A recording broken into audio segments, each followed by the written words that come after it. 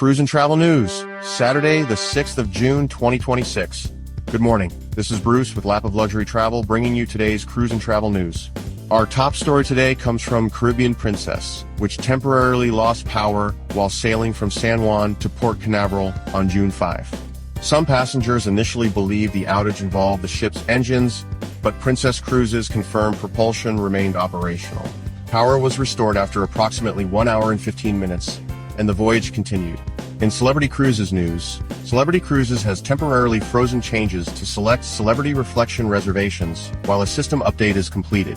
Guests can still access the website and mobile app, but reservation modifications are unavailable until the maintenance period ends on June 12. In travel industry news, Americans continue traveling overseas in record numbers.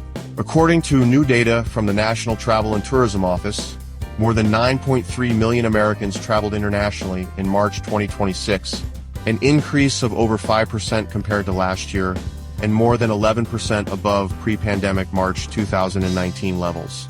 At the same time, inbound international travel to the United States also continued recovering, reaching nearly 89% of pre-pandemic levels.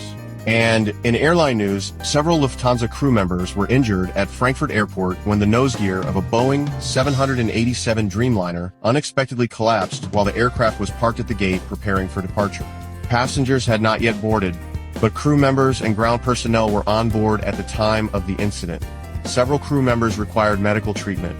Bottom line, whether it's cruise ship operations, airline incidents, or record-breaking international travel demand, the travel industry continues to stay extremely busy as we head deeper into the summer season.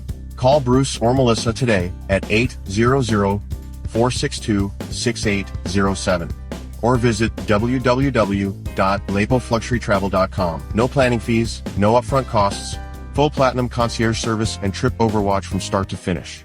Because ordinary isn't an option.